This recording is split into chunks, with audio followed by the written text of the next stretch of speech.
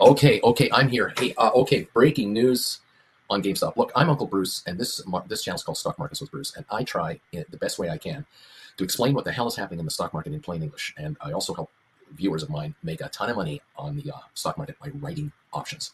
And if you're a regular, you know all that. If you're a regular, there will not be a Go Bagel member alert show because I have no time. This is breaking news. It just hit, and I have to go live immediately to get everyone up to speed on what's going on. Okay, look.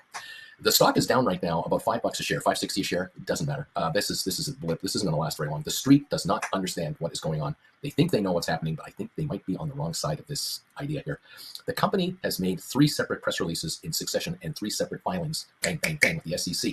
And you have to ask yourself this question.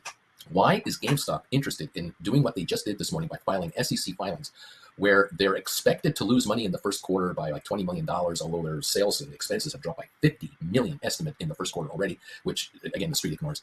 And why would they want to raise cash and dilute their shareholders and all this so-called talk that you hear about? Oh, GameStop is going to raise money because they're losing money. Oh, they got $1 billion in the bank. They're going to lose $20 million in the first quarter. So what? They have $1 billion in cash. Here's the game plan, kids. Don't forget the one little thing, and that is that Ryan Cohen, who is the CEO of the company, the chairman of the board of the company, and the company's single largest private shareholder, and a guy who doesn't pay himself any money to be the CEO and or director of the company. He might get some director of fees, which all directors get, but that's not the issue. The guy doesn't get paid millions of bucks a year. He has to deliver results for the corporation, for the shares to go up in value so that he becomes richer, which is exactly what you want to know. Why is this guy, and this is Ryan Cohen talking, this is not anybody else, Ryan Cohen and his pals on Wall Street have put together a prospectus to talk about issuing either stock and or warrants and or rights offerings to the market to raise cash. Now, the key word here is warrants. I would love to see this company come out with a warrant offer where, those of you who don't know what this means, is if you're a shareholder of GameStop right now, you own 1,000 shares, 100 shares, whatever it is, every shareholder would be gifted warrants in the company. So for every share you have, you get a warrant, for example, something like that. And the warrant is like an option. It's a call option. And you'd be given it for nothing. And it would last for 30 days, 60 days, 90 days. There would be a time frame for it to live. So it could be a 3-month option, 6-month option, something like that. And it would give you the right to convert the option into stock. And the stock would come from the treasury.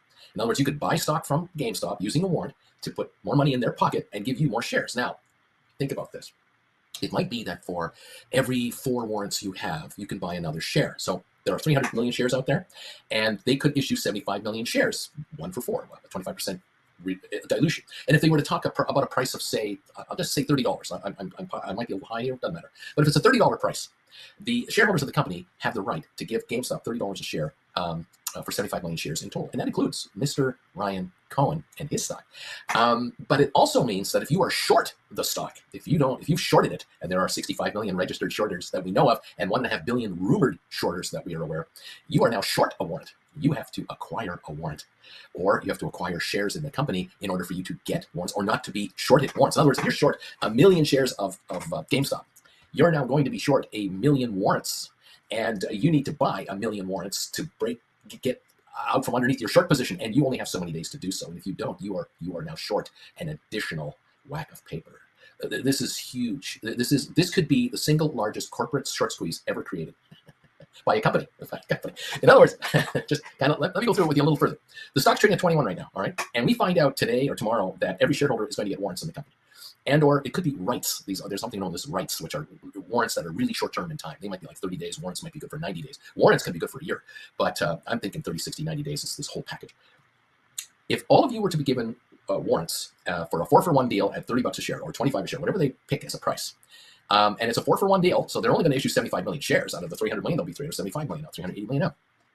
And Cohen announces that he is personally exercising all of his warrants. No matter what the stock trades at, he is exercising his warrants. He has 14 million shares or more, 14% of the company, pardon me. So he's probably got about 45 million shares. He announces that he's going to exercise his warrants. And if other major investors that are into the announce they are exercising their warrants, then those warrants aren't available for purchase to cover short positions.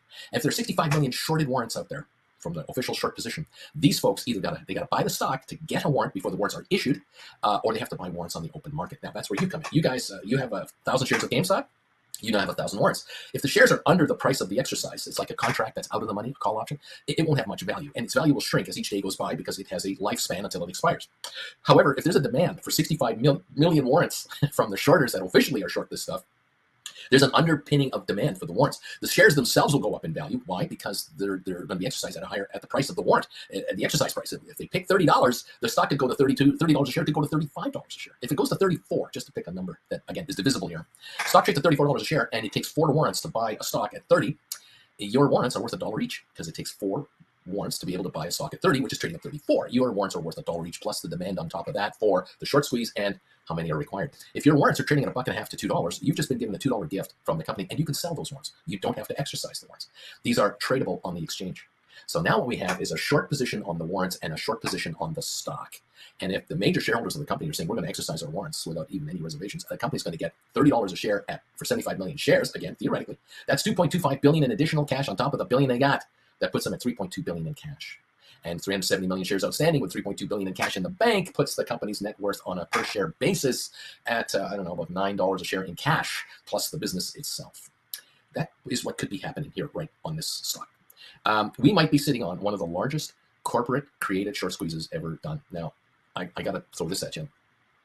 If there are 1.5 billion shares out there shorted on the so-called derivatives market, they're all short warrants as well.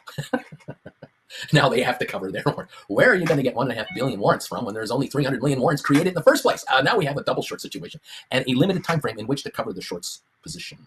This is what I'm talking about. So I'm just looking at this market going, yeah, it's trading at $21 a share here, 21 something. It's down whatever per share. And again, the pre-market trading thing is going nuts. It's just going absolutely nuts.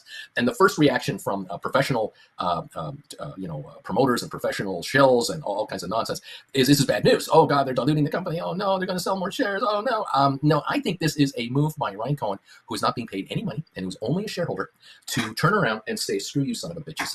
You guys are short this stuff. Well, you're going to be short warrants now. And I would beg the company, please just issue warrants to your shareholders, giving them the right to buy stock from your treasury.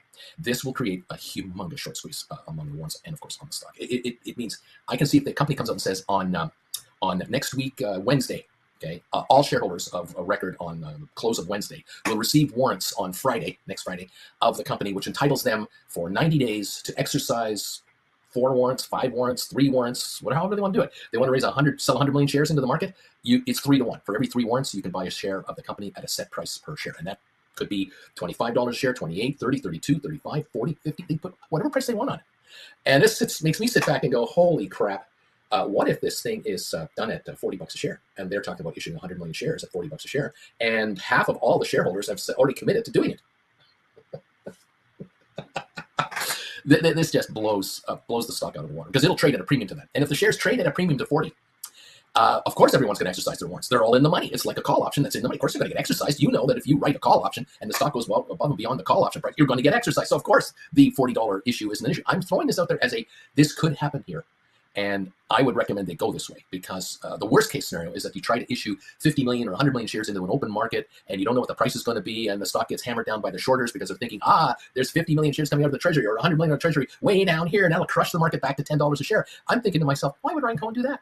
Why would Ryan Cohen, with $1 billion in cash and a position where he's just cut expenses by another $50 million in this quarter as he just released the 13-week update, why would he do that? It makes no sense whatsoever. He's going to create a short squeeze. That would be his smart move, is not only get an interest in the stock and interest in people wanting to buy the stock, allowing short sellers to get out at 40 or more, my personal opinion, nothing personal, just my opinion, and doing it as a warrant offering and showing all shareholders a reward for being a shareholder by enjoying this little warrant run. And if the stock is exercisable at 30 and you can do 4 for 1 and it trades at 38, then the warrants are worth $2 each. If the stock trades at 42, the warrants are worth $3 each. Now, shareholders who can sell their warrants at $3 or $4 or $5 each, the first day they get them, for example, some of these shareholders are going to go, this is freaking great. I got 1,000 shares and I got 1,000 warrants and I can get $5 each for them. That's $5,000. What a gift. That's right. And what do you do with that money? Well, you might buy more stock on the open market. If you buy stock at wherever it's trading at 28, 30, 33, 35, and you're helping the squeeze get worse. And if you're short 65 million shares, you're short 65 million warrants, and they're trading at $5 each, you're short $325 more million. Another third of $1 billion you're in trouble on top of the position of your short as it is. If you're in the derivatives market and you've been playing this game on a derivative side with multiple multiplying factors, we're talking about 1.5 billion shares that are out there shorted in the derivatives market. Now we have $1.5 billion warrants that are short at $5 each. That's a $7.5 billion problem on the derivatives market. They have to resolve that. That means you got to buy the stock, baby. You're going to have to pick up the paper to cover yourself. And oh my God, here we go. Like I said, Ryan Cohen, he's got the dough to buy his own stock. And he's motivated. Why wouldn't he want to buy his own stock using a warrants offering?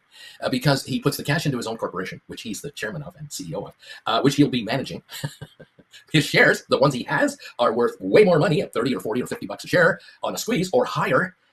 Yeah, it makes sense to me. If he's sitting on a corporation that issues 100 million shares at $40 a share using a warrants offering that has been just jacked up by the biggest short squeeze of all time, he's got $4 billion plus $1 billion. He's got $5 billion in his company's account. He puts that to work at 5% interest, which anyone can get from a CD now. Shop around. This guy would bring in $250 million a year in interest. Hello, $5 million a week. The company would earn $5 million a week in interest, which is 13 weeks in a quarter, $65 million a quarter in earnings. The company's profitable just on its money. No matter what the stores are doing, they're making money just on interest. That's how big this is, and this is why I look at this price at $21.85, $21.90, whatever, and I chortle to myself and go, "Oh my God, does the market not know what's going on?" Yeah, they do not know what's going on. They have no concept at the moment. The shorters think they have won the war, and they're going to try to keep hammering the stock down here and nailing it down because they want to buy it back. So they're losing money. Remember, it was down to $10 for months, and are we talking about 165 million short or 1.56 billion short? Anywhere in between? I don't know. It's a great unknown. It is severe. It is huge. And now the buyers who are buying are trying to cover. There could well be some hedge funds here trying to cover right now very quietly and get their stock back, buy stock back, buy stock back. They might be losing $3, $4, $5 a share on this buyback right now. Their average might be 15, 14, 16, and they're buying back at 21, desperately trying to buy back so that they can cover. Because once this announcement is made, everyone who is short stock is short warrants, and everyone who's long stock is long warrants. And now here comes the insiders of the company and friends of the company saying we're exercising our options. Could it be possible? I'm just going to throw this out there as I don't know, a brokerage firm from Wall Street might well say, we're buying every warrant, we'll exercise every warrant that the street doesn't want as a backstop to this deal. Now, if that happens, oh my God, the short sale, the short squeeze is complete. In other words, the shares could run to double the price of the exercise price. So if the company is saying we'll issue stock at 30 a share, 3 to 1, 3 warrants, you can buy stock at 30. That lets us issue 100 million right at this level, brings us $3 billion. And a brokerage firm in Wall Street, an investment banking firm, says we'll exercise every warrant that the shareholders don't want to exercise. They're playing a calculated game. Yeah, they're screwing 65 million shorters. That's where the money is coming from to make this deal done. The brokerage firm will not have to exercise any of the warrants.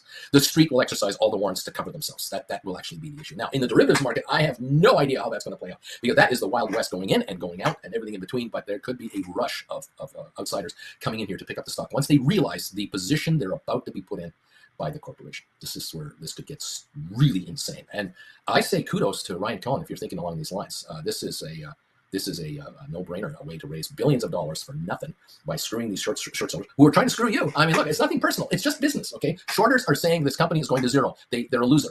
The company is saying, yeah, here's our 13-week, here's an update report on our first quarter. We're going to lose around $20 million so far, but we have $1 billion in cash. Oh, and we've cut our expenses by $50 million this quarter.